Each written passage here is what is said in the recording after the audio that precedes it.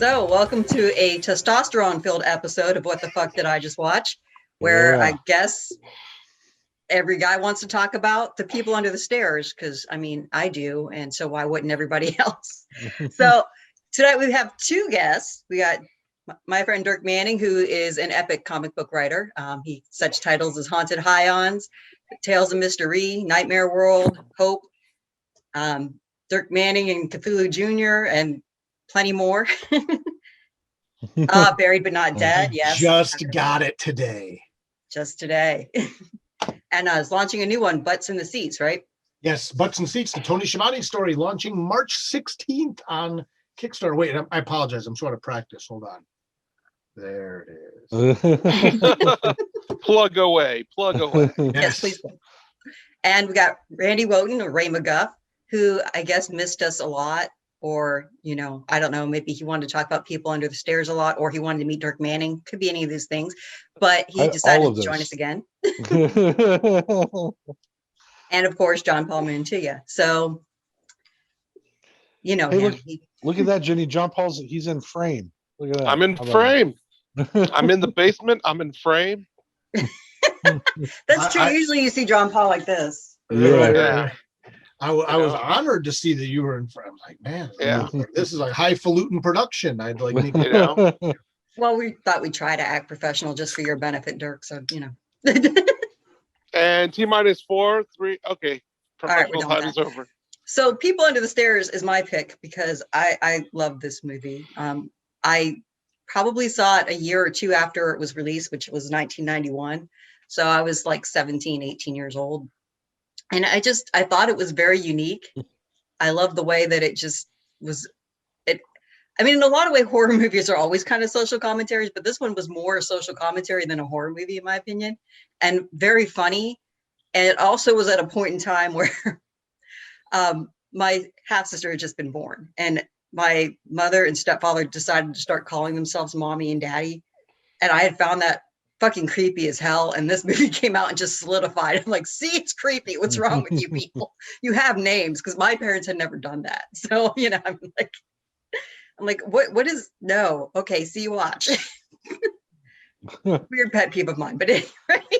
So I mean, that along with I thought Fool was just a really great hero character, because it was just this little kid who really was terrified the whole time, but did the best he could and just was trying to do the right thing no matter what. Plus, he was not white. He wasn't really sacrificing himself for somebody else in the role, even though he kind of did put his ass on the line when he went back after Alice.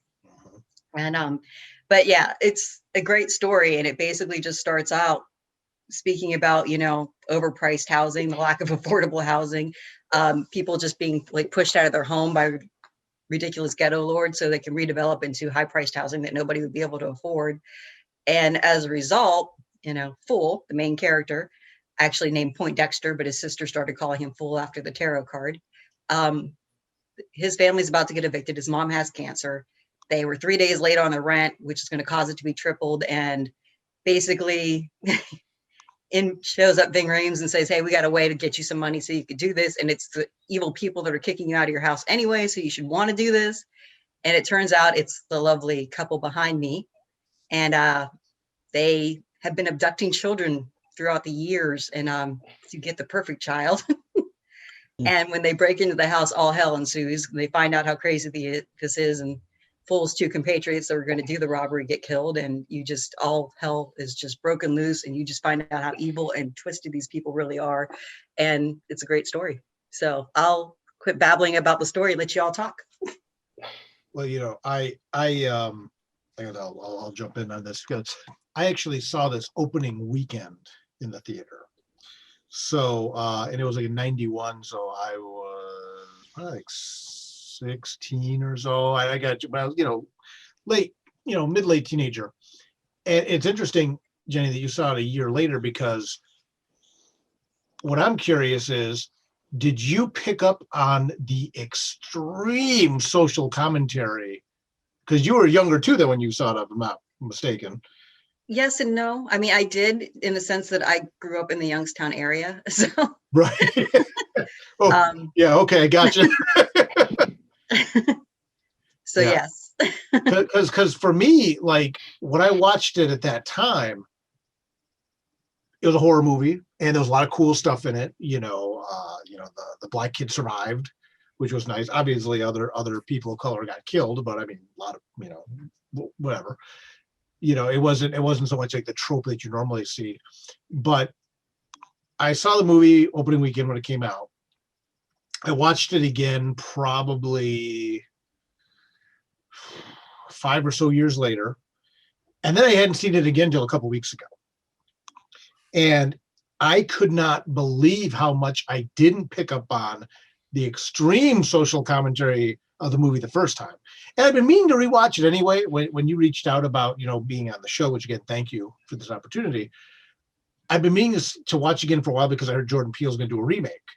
And I'm like, man, I really enjoyed that movie. I need to go back and rewatch it. And it was like on Shudder. I'm like, okay, I'll get to it. They took it off of Shudder. I'm like, well, no, I'm not going to be able to watch it, going through all these hoops to get to watch it again.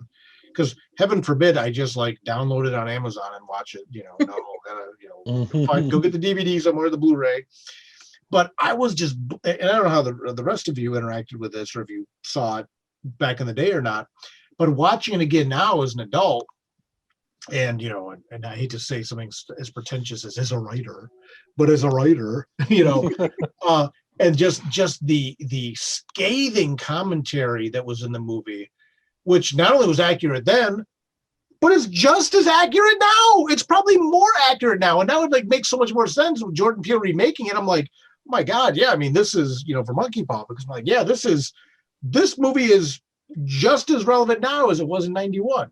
And that's something that really took me aback, aside from all the crazy, wacky horror stuff, which I'm sure we'll get into. But I don't know if you guys had the same reaction or interaction with it. Yeah, I when it came out in '91, I was only 10, and so I didn't see it again. I didn't see it until I think it was like 12 or 13. Mm-hmm. And when I watched it, it was at a friend's house. We just watched it just for horror, right? Like the whole movie. All of the things that I picked up on just a little bit ago, like last week when I watched it, I didn't catch any of it.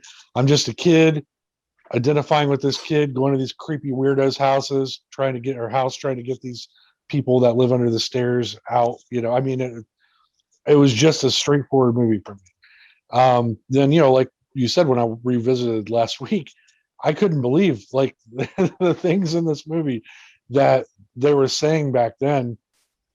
I mean, and now, like you said, translates completely to today. The money grubbing scumbags that own all of the property now, how property prices are through the roof. It's a seller's market. Okay, yeah, if you're a creep, Yeah, this certainly highlights gentrification, to say the least. Yeah, and the gold coins, I think, were very specific. It's like, to me, it was wealth. It just meant wealth. Yes. And that, as a kid, I was just enamored with the gold coins. Like, oh, that's cool treasure, So, but as an adult, I connected all these dots. I mean, the people under the stairs as class, goes too. You're keeping the people that you don't particularly like because of their traits below you. As you ascend. Ascend over them. Yeah, I mean, and then the ending of the movie, I told John Paul, I really didn't remember it.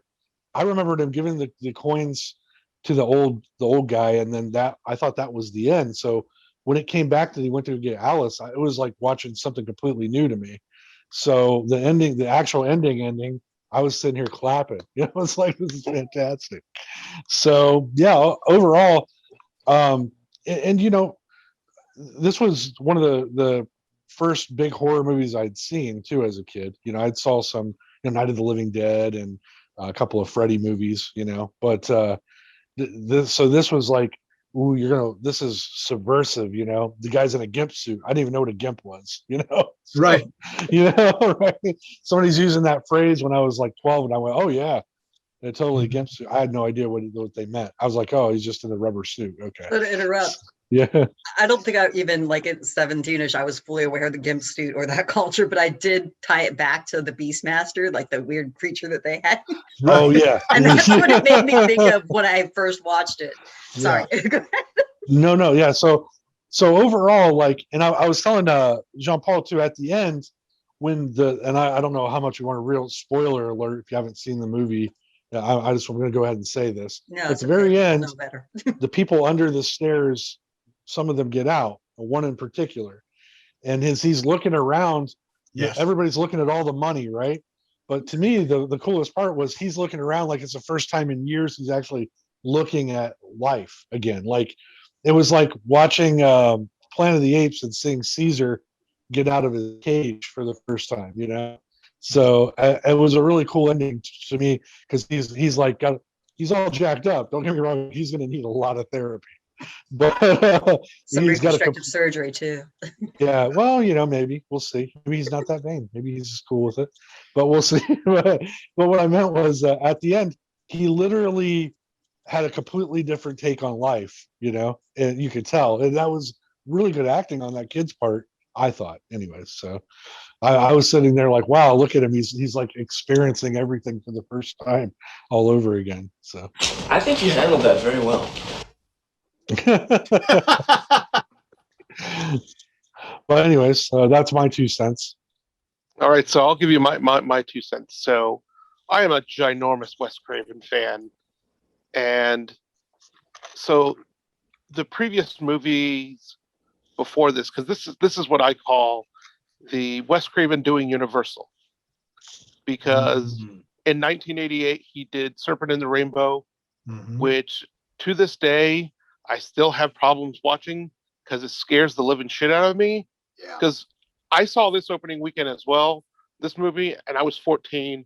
So in 88, I was 11. You saw Serpent in the Rainbow when you were 11? Yeah. And Serpent in the Rainbow affected me because I used to love the Freddy movies. I thought, okay, it's the same director. I like it. Then I saw Serpent in the Rainbow, and I'm like, okay, this is scary. And then, he did Shocker. And then I thought, okay, this is funny. This is entertaining. Right. This is a completely different tone. And then I hear this new movie, The People Under the Stairs, is coming out. So I'm 14. I'm not allowed to get tickets then because, the theater by my house was very stickler about that. So luckily I had an older brother who bought me the tickets and said, just go see it. So I was just floored by it because one, even though people know me now as the owner of Emmett and how much I love my dog, I am deathly afraid of dogs. So growing up, my older brother, who was nice enough to let me into this movie, also he had a puppy Doberman, and he said, "Bite the baby," and I have an ass cheek. Permanent little 2 marks on my ass because the Doberman bit my ass.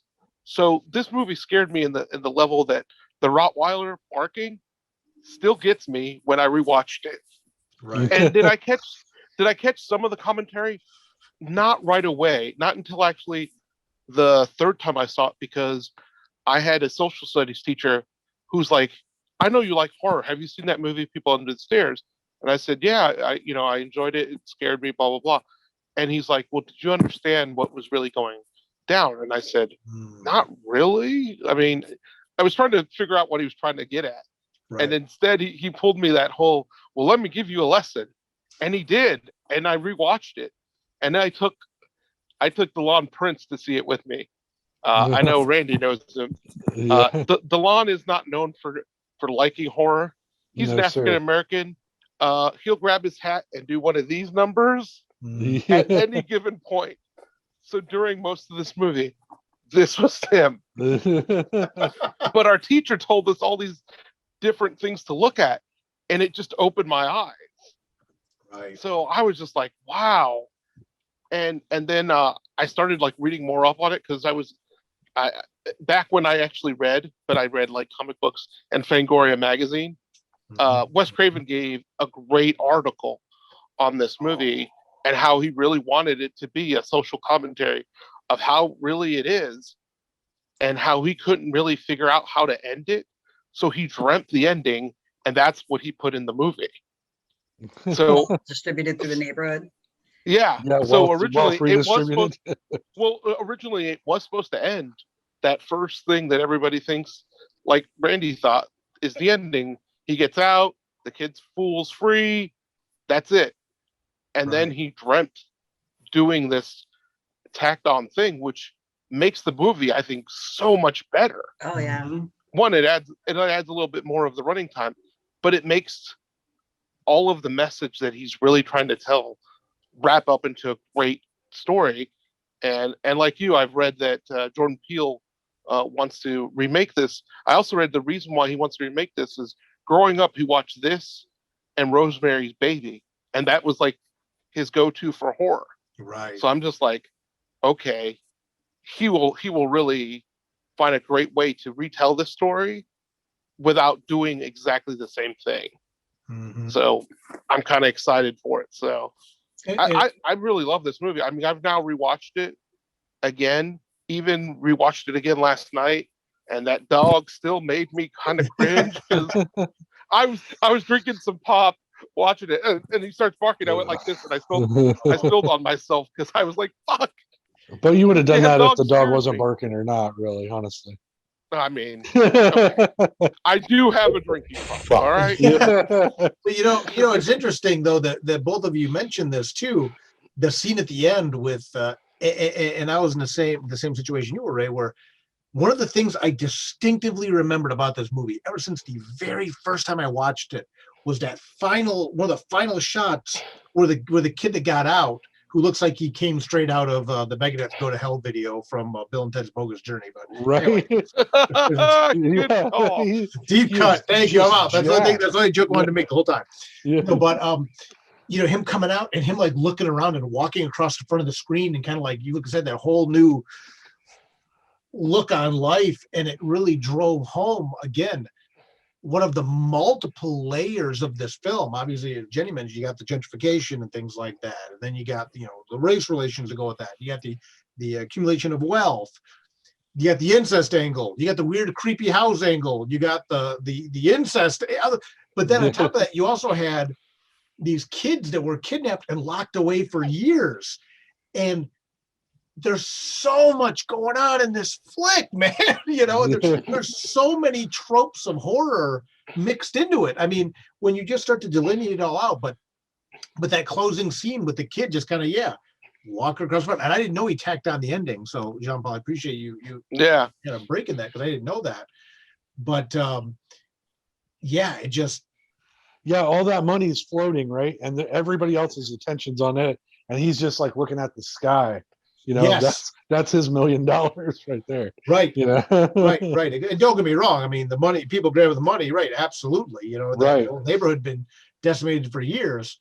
But him just like looking at it, and again, it just added one more layer to the many, many, many layers of just creepy, weird horror stuff in this movie.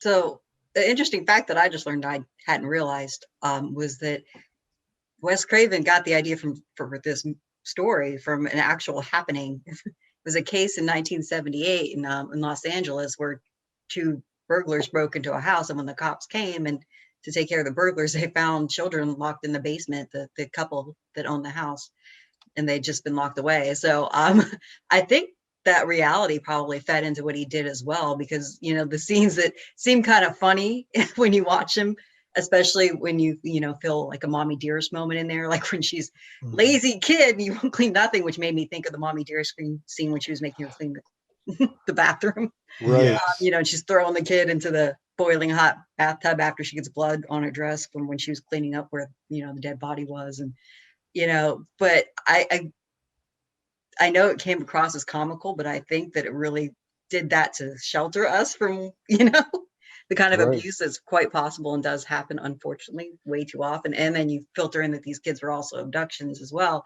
And it's the whole reason why I like horror, because reality is much more horrific, and a horror movie can take you out of it and help you process it.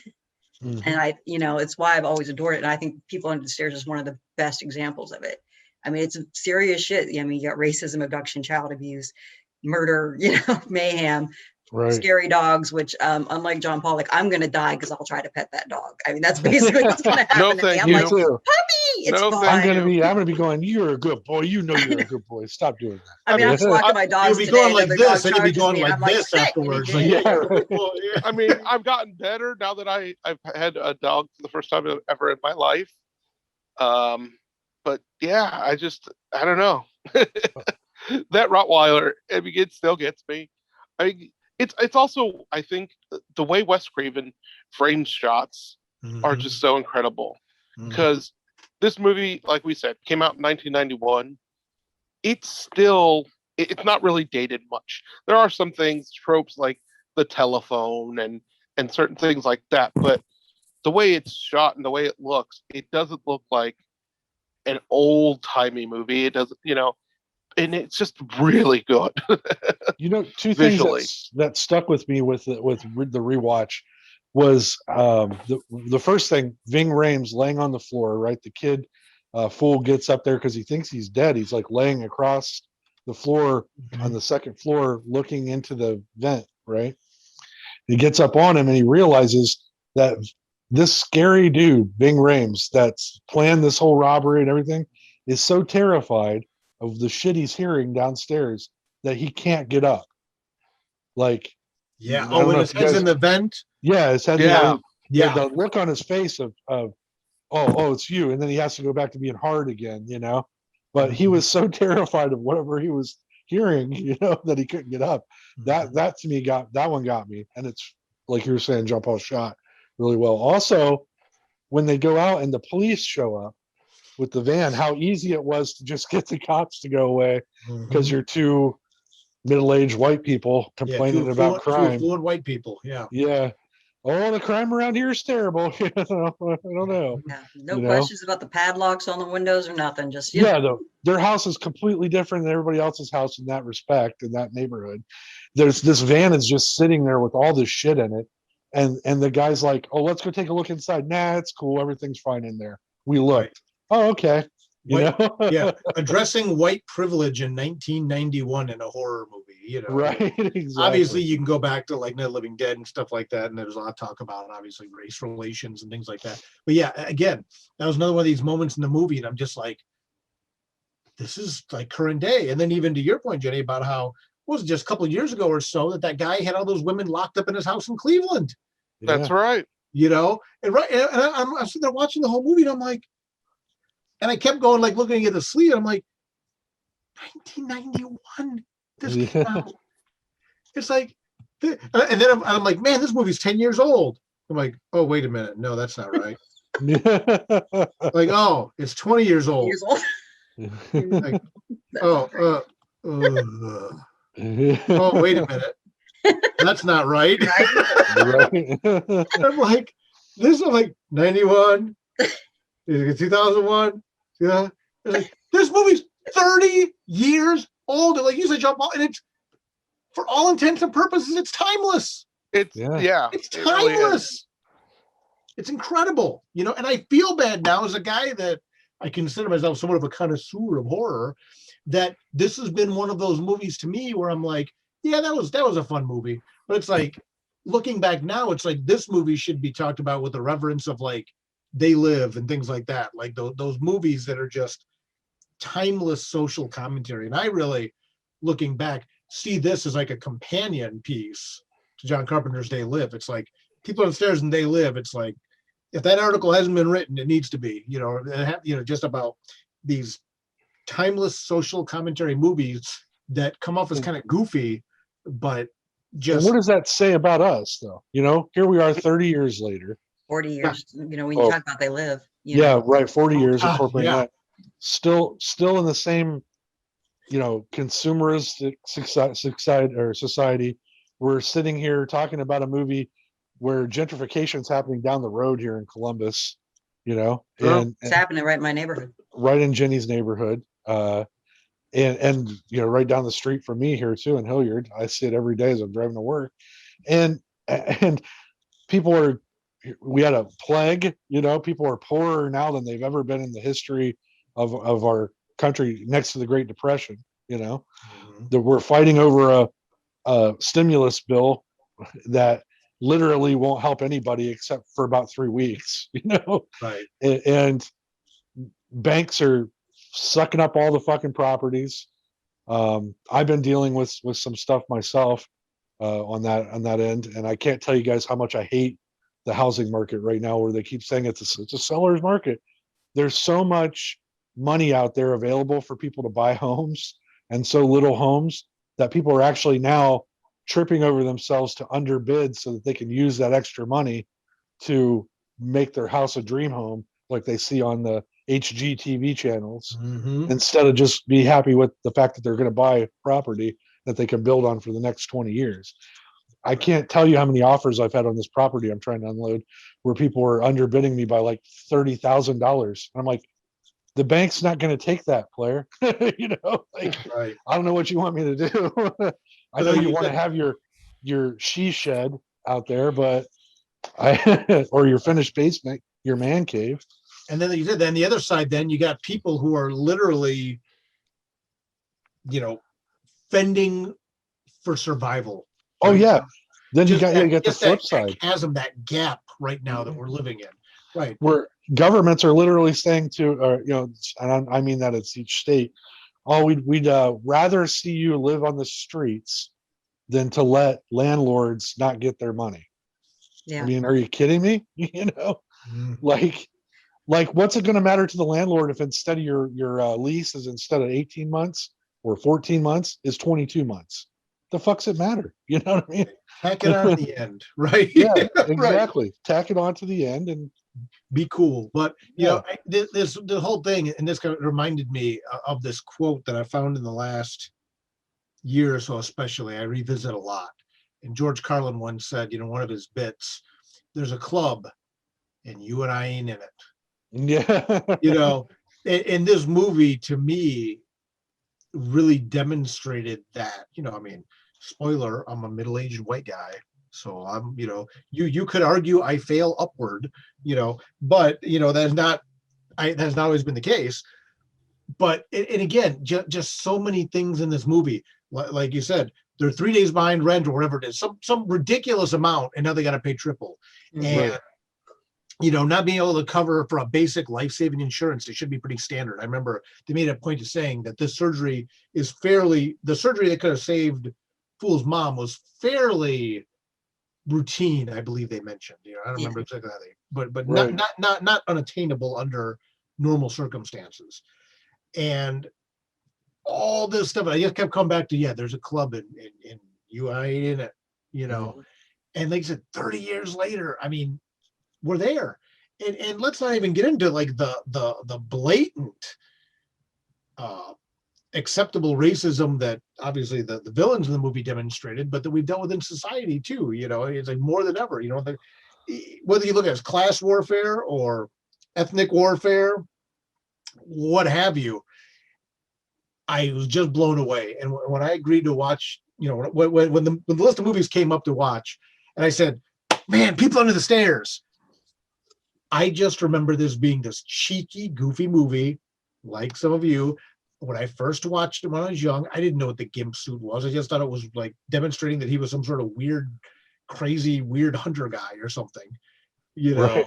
And I remember like the tunnels through the walls in the house was cool, and I just thought it would be fun to revisit that movie. We'll sit here and we'll riff on it. We'll laugh. We'll LOL, with our BFFs here, and that'll be that. And watching it, I mean, literally at times I'm just sitting there like blown away. I'm like, childish Gambino, this is America. I remember mocking the kid with no tongue when I was a kid, like Roach. doing it after. Yeah. And now I felt horrible. Like I was sitting there like, what a shithead I was. Go back in time and smack me across the face real hard. Really Yeah, right. No, it's funny. Like I said, I kind of was vaguely aware when I watched it at 17 or 18 about it, just because, where I grew up is very stratified and segregated in a lot of ways, Youngstown. Well, and many ways Youngstown is. And so I mean, you can walk, you had middle class homes, you'd walk like a block down from where I lived and you could see like where it got less and less. And it just always, it's like that. So it was in there, and it was in there so much that when I went away to college and started looking for housing of my own, and like just the price difference from like Youngstown area to campus area in Columbus, Ohio around OSU, I was like, well, shit, now I get it really. Like it really brought people under the stairs home to me, because it just was like, how do you do this? How do you be a poor student working part-time and going to school and, afford rent? And it's just stuck with me every time. Anytime I've like priced houses, when I bought my own house, when I've watched how much it's increased over the years. Like I live in 1,000 square foot house in what I would call a borderline neighborhood. Mhm. I like it. It's where I'm comfortable. It's nicely mixed, and that's what makes me really happy. But I mean, the house that I bought for $70,000 now, I mean, it would go for almost $200,000. And like my brain's like, there's no fucking way I would ever pay $200,000 for 1,000 square foot house in the hood, But I mean, that's the reality of it. And it just pushes people more and more out, so that there is literally almost no affordable housing. And then when you see banks and stuff trying to address the problem, they will like quote you things like $125,000 homes. Like that's like in the downtown area around Nationwide, big bank is working with Nationwide itself, and they're supposed to be creating affordable housing around the area. The houses are $125,000 to start, and you get a $25,000 grant if you qualify, but that's still a $100,000 house. Mhm. When I was in my early 30s making like $34,000 a year with student loans and debts and stuff like that, I could only qualify for maybe an $80,000 house. Imagine being somebody with kids and, debts and trying to do it. It's ridiculous. It hasn't changed, as you pointed out, in 30, 40 years. And it's, every time I watch it, I get more riled up, but thankfully there's comic relief and stuff there too. And it's just, I don't know. It's like the one scene where he thinks he killed Fool when he actually killed his dog. And you just see him jumping around going, I got it, I got it, I got it, I got it. Yeah. And then his sister / lover says, prove it. It just makes me think of the person that says, no, I understand what's going on, or it's not real. And somebody going, really? Look at this. Right. Which is not what that scene was about, but that's what clicks when you have this severely deranged couple. Which hats off to the actors who played those roles, because they were fabulous. Oh God, yeah. So in fact, I was talking to a friend of mine about the movie, just in this past week, and I said, man, I went back and watched People Under the Stairs. I'm doing this podcast, some friends of mine and stuff about it. And it was funny because he's like, yeah, he goes, I didn't like it very much. He goes, the acting was too over the top. I'm like, that was the point. I go, it was supposed to be parody, but it's like you said, it's like, I don't even know if it's parody as much as it is just like shining a big light on this scenario, Right. They can dance around in the middle of their house and shoot their shotguns off, and nobody shows up. Right. Right. Right. Exactly. Right. They're blowing holes in the walls and stuff like that. And it's like their home's half of a funeral parlor and stuff like that. And Right. Well, I also like how they didn't really come out, but they kept implying it and sort of stating it, so it's subtle, that it's also inherited wealth. It's not like these people worked their way up or anything. That funeral home had been in the family. That grandpa talks about how, like, originally it started out by selling cheap caskets for inflated prices, and and so you have this Donald Trump type level wealth that isn't something because somebody really worked their way up. It's because somebody was a shyster the whole time, and they inherited. Right. And there you have it. Right. And that goes back to that's another social thing. It's crazy because it's like these wealthy people, they just give it to their family over and over and over again. They don't, and then the family doesn't put it back into the society, right? So they actually hoard it over and lord it over everyone. It literally hoarded the wealth too. I mean, yeah, exactly. You just had that dragon hoard pile of coins and cash. Yeah, exactly. Incestual in relationship, incestual in money, right? Right. Just it's like the family tree has no branches, man. It just it always reminds me of something my dad said to me once a long time ago, is that when people continuously give their family wealth and they get to that pinnacle, the guys who built America actually were smart enough to realize, hey, if we're going to keep doing this, we better put some of this back out, or people are going to burn our houses down. So that's why you have the Rockefeller Center. That's why you have, Heinz Field, right? Okay. You have these big contributing factors back to society, right? Nowadays, these billionaires like Jeff Bezos, you can't get that dude to squeeze a nickel out for anything, like he could have his name on all kinds of stuff, and people might go, wow, this is a Jeff Bezos library, at least he's giving back a little, but he won't do it. These new billionaires will not do it. Donald Trump was only leasing his name out. He wasn't actually putting his own money in. He was selling his name all through the 90s. That's how he made his money in the 90s, as a matter of fact. So it's like they've lost this this idea Social of responsibility or accountability, philanthropy. Like the idea of philanthropy, once you've reached a pinnacle, giving back that wealth instead of holding on to it is good for the entire economic common sense. Right? Yeah. If you have it all, then nothing's circulating. Exactly. And then you get shit like this, or like our last 4 years. Well, and the fact that the money is ultimately what did him in. One of the things I remember the first time when I was younger was like the cool visual gag, whether or not the pragmatic reality would work that well. But again, minor spoiler, all the coins in the candle. Oh yeah. I think he talked about he like to just sit in there, and them all falling off and they go, oh, you're going through my money, Right. Total Scrooge McDuck style. Yeah. And that's what was getting him. But yeah, what a shift in expectation versus reality, and going back and revisiting this was just so powerful. Yeah. So it was shocking to the amount of themes that I missed as a young person watching it. So Chump, I'll have a fun fact that probably would have horrified you if you'd seen it, but Wendy Roby, the woman who played Mama, Yeah. she was apparently real good with that dog Prince, and she had no fear of him whatsoever in reality. And the scene where you see Prince eating the fake hand, well, it looks like a real hand, but it's obviously a fake hand. There was a wire that was in it, and Wendy Roby saw that wire in the dog's mouth, and she just reached right in and pulled it out so the dog wouldn't hurt himself. and it says like the whole cast was watching that in horror, like you're gonna reach into a dog. So also clearly that was a really good puppy too. So yeah. No thanks. Like I let the dog choke on the wire, but I'd have done the same stupid thing. I'd be like, no, come here, puppy. I will tell you something. So while I was doing some research aside from watching this, I went down the rabbit hole on YouTube, and I found this. They had the reunion special at one of the horror conventions in 2017, and it's a great video if you guys can find it. It's not that hard. Just people under the stair convention, you'll find it. Right. But it's what I found really interesting is, everybody in the cast that they could get back, they talk about how it meant this much to them and all this stuff. And then the actor who played Fool, he's like, I was 12 years old.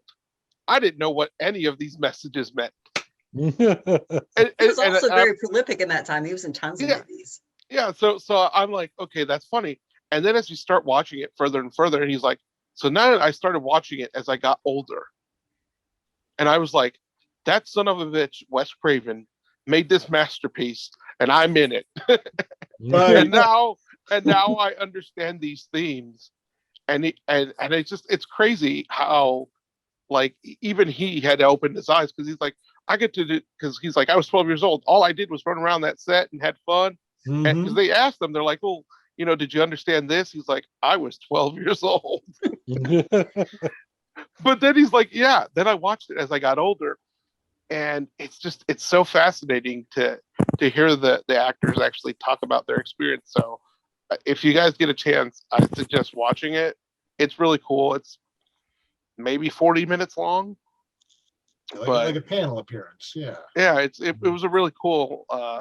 I forget where they were at, but like I said, I just kind of went down the rabbit hole to kind of look at other people's takes on it, and it's funny because a lot of consensus is like you said, Derek. It's like people just thought that this was initially a silly movie. It's well rated, it's well reviewed, but people just initially thought it was just a silly movie.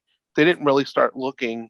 I would say until maybe about 10, 15 years ago, do you actually see people actually start to really take a deep dive? And I think maybe that might have been the passing of Wes Craven, because obviously, after somebody's passed, then people can start going through and looking at the artists and their work, the body of work, right.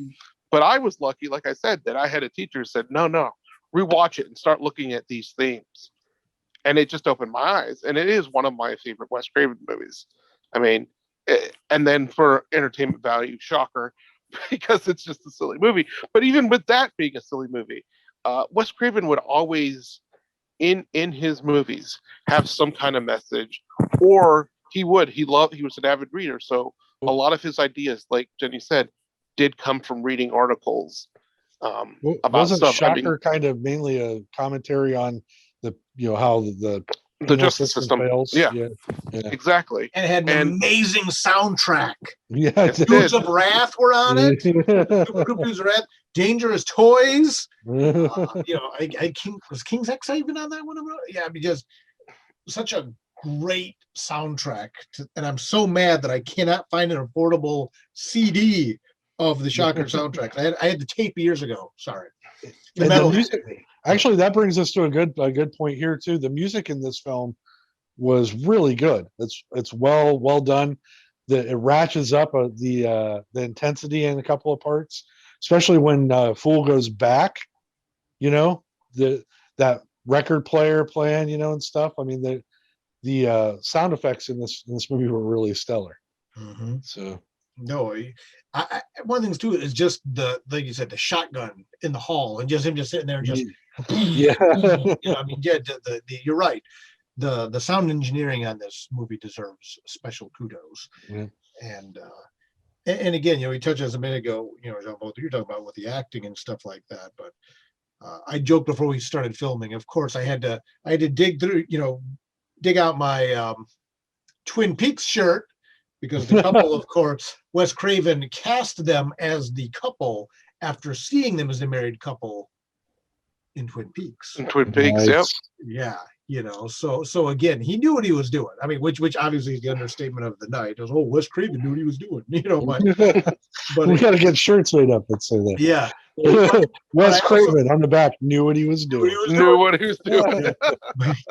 But also too, it's interesting to know that, that Fool wasn't aware of some of the socio-economical, political commentary going on, because I think one of the other things that makes this film so good, just I would argue objectively good, was Fool's performance was incredible, and he was very, I won't say innocent, but I don't know if that's the right word. But he was a child character acting like a child. Exactly. He wasn't like an adult wrote a kid, but they were acting like an adult.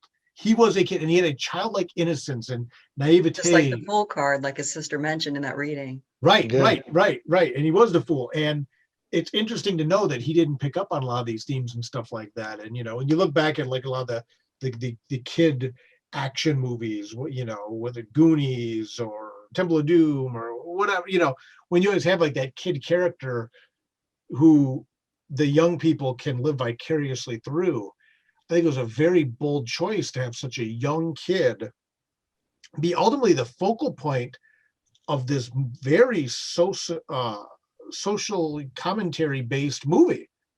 Yeah. And then clearly Wes Craven didn't tip him off to this and just let him be a kid and let all this stuff happen around him. And just, man, again, the more we talk about it, it's like, I should go buy the Scream Blu-ray deluxe version of this movie and just, support it and rock it out and lend it to people who haven't seen it. if they would have just listened to Fool like 4 times at the beginning of the movie, the movie would have been about 30 minutes, you know? Right, that's any horror movie, right? Yeah, right. Maybe we shouldn't go to this abandoned campground and have It's like sex. he even says, he goes, I don't know, man. They got bars on their window and shit. I don't know. Let's not go here. Yeah, Well, the yeah. sister at the beginning, when Bing Reams is like violently basically trying to convince them to have Fool come and do this little part where he, impersonates a Bear Scout, I guess. Yeah. The sister's like, I've heard things about them people, stay away. And the grandpa, who's like, yeah, I never walked by that house, Right. even as a kid. Like, so it was known, for decades that this family was fucked in the head and wrong and doing crazy shit around the neighborhood and left unchecked. Again, privilege, white people. I also think that was cool too.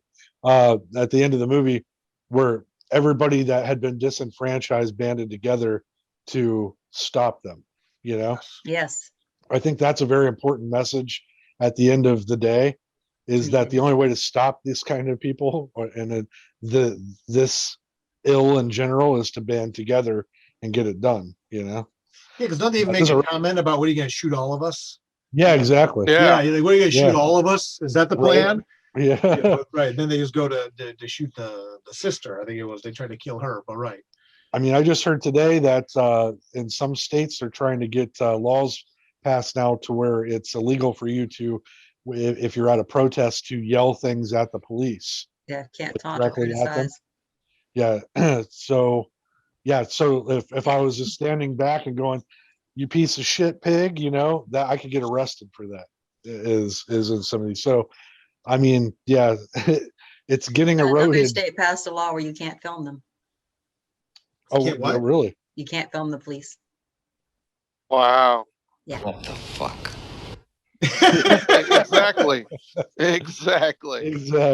Thank you. I mean, I believe they're being fought because I would hope that doesn't stick for a litany of reasons. Wow.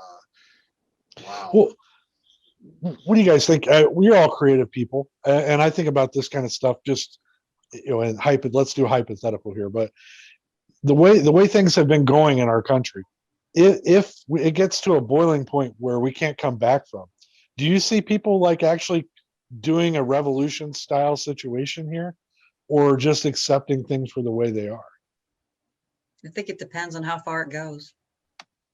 I mean, a lot of things, it's just, if it's not going to affect your comfort, right. Well, it gets passed. I mean, if you just think about the history of it, I mean, the Patriot Act basically took any kind of freedom you had away when it comes to your personal space. I mean, we all sat back and ate that because we were like, oh, they attacked us, right? Yeah. But now we're talking about people literally taking lies and becoming mob mentality people in our own country. You know what I mean? We're talking about our own countrymen. There's no boogeyman anymore. It's the people that live next door or under the stairs, or right? We also above the stairs. We give up a lot of our freedoms, a lot of our privacy and stuff as well. Using social media, or what's the old joke about the Apple terms and conditions? Yeah, right. It's like we don't even read the terms. We just hit accept. There's a graphic novel of the Apple terms and conditions, and it's like every artist does a different page, but it's literally like 150 pages, whatever it is, of just the terms and conditions written out with different illustrators illustrating different pages, just to try to get people to read it. Wow. Yeah. I got a copy over my spinner rack over there because it's just it's like, oh, this is how you get people to read it. Well, didn't South Park do an episode years ago where basically one person got turned into the middle part of a human IP'd, right? Because he just clicked yes on the terms agreements, and that was like one of the things where he could be used as a right. You be used as the middle of the human centipede, right? That has an iPad the terms and conditions. But I guess what I'm saying is, where do we stand as where we stop this? You know what I mean? Like, if we just keep letting these kind of things go on, here we are, like I said, 30 years later, the same things apply. In another 30 years, I'm going to be in a nursing home if I'm still alive. I'm not going to be out in the streets shooting down drones with my fucking, I don't know, sound I'll be wave 70, 6 and 30 years, I think I'll feel more free to shoot you. I might be. You're right. Maybe I'll be a leader of the revolution. I'll be a John Connor type. I mean, All fat I'm in my gonna die wheelchair. soon anyway. Fuck it. Yeah, right. I'd be more geared towards the revolution at that point myself, which, is kind of the problem in a sense. You do see a lot of people that are not fact checking at all. They want to believe the narrative or the myth because it keeps them comfortable. It goes back to comfort, to believe that, that change is not good, or that they in no way can be, responsible or racist, or, their cult leader could be wrong in any way. And so you see them do crazy shit like storm the Capitol because to them, they have nothing to lose, Right. I know a lot of people are talk bad about the younger generation. I even joke around about it. But I think some of the things that they've done are steps in the right direction, demanding that things stop. Now maybe it gets a little hinky here and there. I mean, is it a little uncomfortable that 5 Dr. Seuss books got pulled for some person that likes those 5, I guess. But I don't. Keep in mind, Dr. Seuss's estate pulled them themselves. No one. Right, exactly. It's the publishing company. They've chosen to quit publishing them. Exactly. Right. And of course, without fact checking, people are like, it got canceled. No. Right. No. But I'm just saying, the like, at the end corporation of the that makes day, money off of it says that this is something we don't want to do because it makes us look better if we don't. It's capitalism. Right. Well, I thank you for participating in that. It was just something I was thinking as I was watching it. Like, where do we, like, if this is still relevant in another 30 years, what are we going to be saying? Why would it be? That's what I would. Well, I mean, to tie back to what Dirk was saying, they live, around 40 years ago. We're still looking at similar situations to that as well. And it, right. Shove a screen in front of our faces. We'll just trot along anyway. And sometimes you wake up and you've banged an alien. I know it happens. Right. Yeah. What is it, baby? Right. What is it, baby? I'm trying to be so good, but I'm going to be so self-serving here for a moment. And to be fair, Jenny's wearing the shirt for this comic, right? Mr. Reed, right? There it is. Punch Demons called Mr. Reed. All right.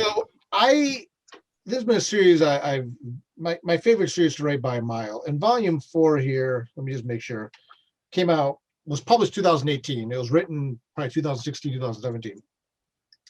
One of the things in this volume is the setup in the book is hell invades Earth for 3 days, monsters and demons, all that stuff. And for 3 days, it all stops. It all goes away. And people think, okay, that was pretty terrible. But it was 3 days, we move on. I bring this up to mention that in the series, everyone knows that hell is real, that monsters exist and things like that. Well, Mr. Ree, our main character, is a magician who knows there's still monsters and demons left. Okay. No one wants to believe it. So one of the things when we get to volume 4 in this book that I start to explore is, and really it's through all the books in the series to date, is that selection of reality. I guess now we would call it, and my point being, now we would call it like fake news. But the society has PTSD in this series, and basically what they say is, if you're one of those people that believe that demons are still here, maybe we need to go lock you up somewhere, because you know what, you need help. You're having a problem adjusting to the world. You have post-rapture adjustment disorder syndrome. You have PRADS. We have places to put you. This was meant to be parody, right? Like Kafkaesque Orwellian horror. The fact that everyone knows that demons are real, but then if you think, hey guys, what if there's still some left, and they institutionalize you, and now and I don't like to get political about stuff because no one's opinion really changes when someone talks about politics online. So I'm going to remove the political from this and saying, like, the fact that now we're like choose your own reality, right? And it's like, and I'm like, I've been writing about this since 2006 in the series, and now it's like, how is this happening? This is like the stuff that Albert Camus and Franz Kafka and George Orwell warned us about. And even then, I thought it was supposed to be kind of like a extreme parody type thing. And, Right. and I bring this up because, and I'm not putting myself on the level of Camus or Kafka or Orwell or anything like Okay, that. Dirk, sure. Yeah, yeah. That's gonna be the takeaway here. Dirk Manning thinks he's as influential as George Orwell. But rather, when I look back at those works from years and years ago, and they talked about this dystopian future and these warnings of what would happen with Animal Farm. One of the things I always like to talk to people about Animal Farm about was how, to me, Animal Farm was a precursor to the dangers of getting rid of books and things like the internet. And I remember telling people when, and again, I was of that age, I think all of us were, when the internet started becoming a big thing, I still collect physical media. I still got tons of CDs, other stuff, because I'm like, just like the barn wall in Animal Farm, if it's just in one place like that, you can rewrite it whenever you want. Yeah. And you may disappear. I bring all this up because now the world we're living in, and being again, it sounds so pretentious, but being a writer and seeing things I wrote about that were supposed to be kind of like, a warning and a commentary, but it's like, it's never going to get that bad. But then we look at people under the stairs from 30 years ago, and we're there. And then then we get back to like the Orwell stuff, and we're there. So how bad can it get? It can get bad. Yeah, right. Especially if you're not paying attention. Hell. And like I said, there's that. Yeah. And I'd say that not to accuse other people. I said that because I know me. There's the unwillingness to give up your comfort to fight the fight. That too.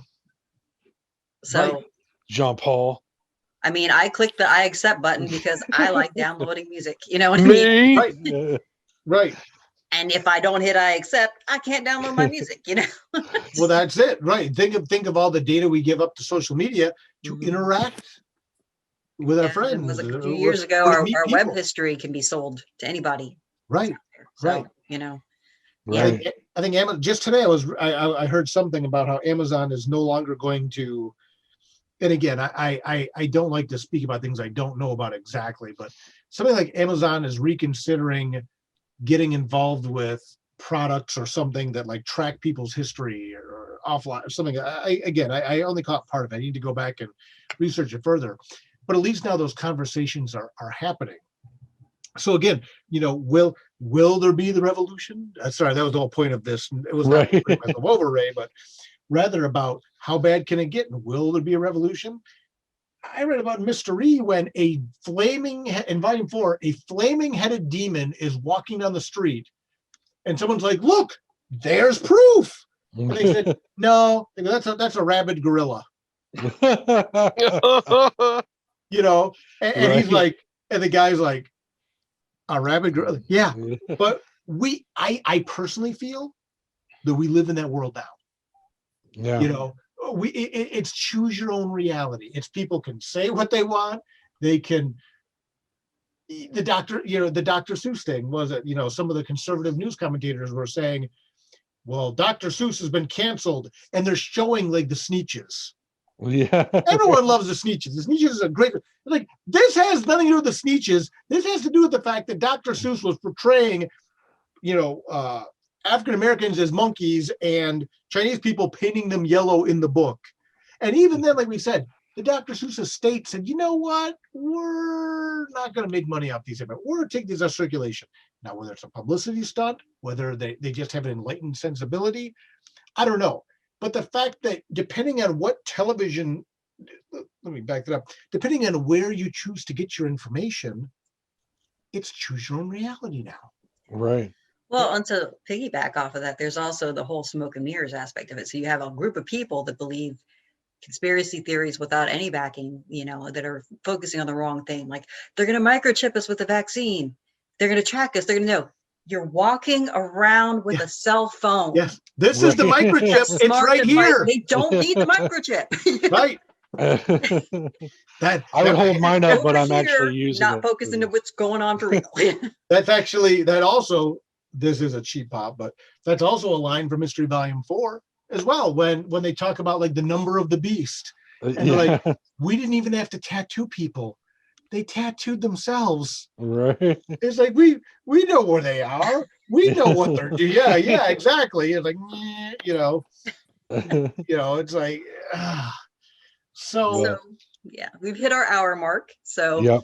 Sorry. Yeah, sorry. No, I I love didn't mean it. to like totally put myself over the last 10 minutes, but it just, No, that's why we have No, guests. it's fine.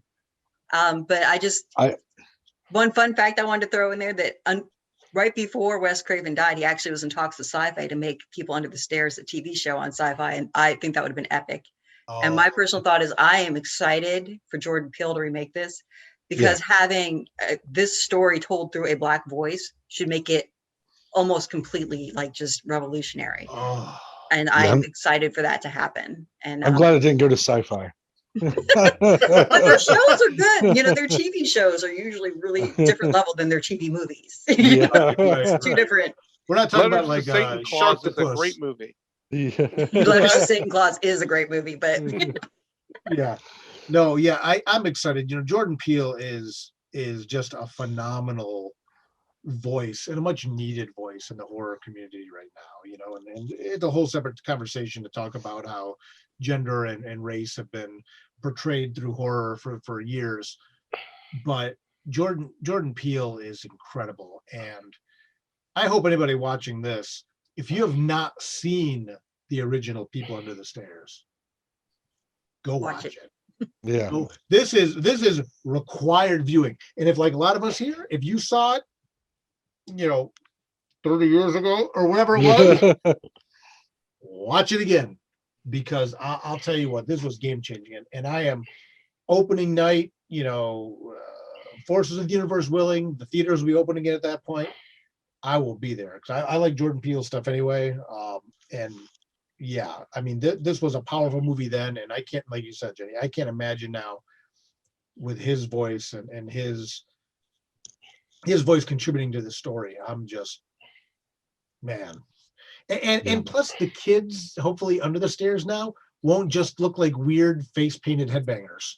Right. That'll be, look like Slipknot rejects. I mean, yeah. Look at that. It always remind me like looking back of like the Go to Hell video from Megadeth, Bill Touch Bogus Journey. It's like they just have like white caked on makeup and long and they hair. were mutilated, so they were, you know, scarred and scabbed. I was pretty sure I had that sweater that kid was wearing when he got out of there. Right. I was like, hey, where did you get that out of my closet? Right. Like, that was my haircut at that time. Right. You know. Right. It's my haircut now. Right. You wear it well, though. Oh, thank you. The people under the stairs look. Yeah. It's a talent. Randy, thoughts? Final thoughts? Final thoughts. Again, you know, like if I can't agree with you guys anymore. Definitely, if you have not seen this, check it out. If you have seen it, give it another shot. As an adult, you'll see all kinds of new stuff. And you know, thank you for inviting me on. It's nice to have you back. Thank you, John Paul. Let's not have him back again anytime soon. Please. That's all right. I got 9 podcasts. I'll create another one. A whole there you go. Yeah. Again, I mean, like I said, I'm a huge Wes Craven fan. I mean, revisit a lot of his work. It's enjoyable. This is also like everybody said. So you know, Ohio people. Exactly. Right. You know, this is one of his best. Even though, like I said, it got, I would say, lukewarm reception initially. But it's definitely a hidden gem of his, that because, you know, people think Wes Craven right away. People say Nightmare on Elm Street, and you know, so or Scream, the next generation. There you go, or Scream. So yeah, it's definitely worth it. You know, Wes Craven's legacy will, you know, be a wonderful legacy. Just you can get this movie at a lot of different places now, fairly inexpensive. So, just a few last things. Just remember dirkmanning.com to check out his whole bibliography. Sign up for his newsletter. He's also has a YouTube channel that's going to have some original content in it. Check out his Kickstarter. Go to buttsandseatscomic.com if you're a pro wrestling fan. Butts and Seats, the Tony Schiavone story, will be my next epic Kickstarter launch on March 16th. excited for that. Randy, as he says, got 9 podcasts because I will check out some of the other ones so we don't have to have his ass on ours anymore. And he's got some writings of his own, so check him out on Amazon. Some short stories and short story collections, correct? Right, under my real name, Randall Woten, Woten. There you go. A couple of short story collections and a novella. Yeah, if you're interested. You should be. Yeah, you probably shouldn't be, but hey, what do I know? You might like it. You can also catch John Paul Mantilla and Ray McGuff on Schlockfest. That's right. If you haven't had enough of me, Girls Go Schools is going to do its inaugural recording of its podcast, which I am a part of, on March 20th. And you can also check out me dancing and stuff on Sacred Shimmy. So thanks, everyone. Thank you for having me. It was great talking to all of you. Nice to meet you, Dirk.